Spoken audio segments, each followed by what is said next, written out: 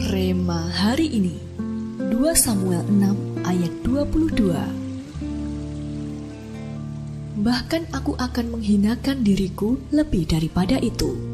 Engkau akan memandang aku rendah, tetapi bersama-sama budak-budak perempuan yang kau katakan itu, bersama-sama merekalah aku mau dihormati.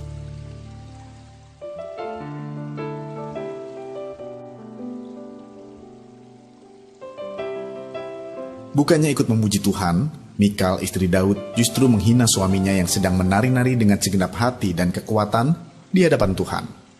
Mikal yang lebih mengutamakan gengsi memandang rendah Daud.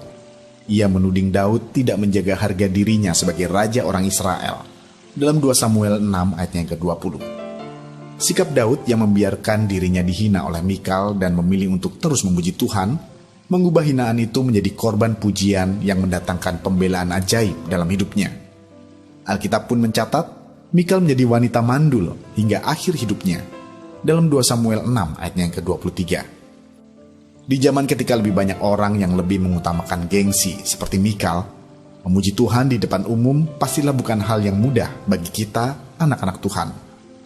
Jangankan saat berada di tempat umum, kadang saat mengikuti ibadah di gereja, ada saja orang-orang yang merendahkan ketika kita melompat-lompat dengan antusias sewaktu memuji Tuhan. Situasi tersebut terkadang membuat kita menjadi canggung atau malu ketika hendak mengekspresikan diri saat memuji Tuhan. Padahal hal inilah yang menjadi kesukaan Tuhan ketika kita memujinya dengan segenap hati dan kekuatan kita. Sama seperti Daud yang memilih untuk terus memuji Tuhan sekalipun dihina. Marilah kita mengikuti teladan dari orang yang berkenan di hati Tuhan ini. Teruslah memuji Tuhan meskipun dalam penghinaan. Teruslah memuji Tuhan meskipun banyak yang menjauhi. Teruslah memuji Tuhan meskipun harus kehilangan sesuatu yang berharga. Percayalah, setiap pujian kita itu merupakan sacrificial praise di hadapan Tuhan yang akan mendatangkan mujizat penyembahan dalam hidup kita. Menurut Anda, mengapa kita harus terus memuji Tuhan meskipun kita dihina? Apa janji Tuhan buat kita bila kita terus menaikkan pujian sekalipun dalam penghinaan?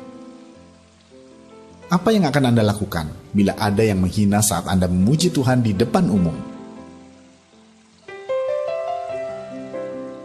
Bapa yang baik, terima kasih untuk mujizat penyembahan yang sudah Engkau sediakan bagi kami. Ampuni kami yang kadang masih gengsi untuk memujimu saat kami berada di muka umum. Mampukan kami, ya Roh Kudus, untuk terus menaikkan pujian bagimu, sekalipun kami akan dihina. Kami percaya, korban pujian kami akan mendatangkan pembelaan yang ajaib dalam hidup kami. Di dalam nama Tuhan Yesus, kami berdoa. Amin. Tuhan akan menyatakan pembelaan yang ajaib saat kita menaikkan pujian sekalipun dalam penghinaan.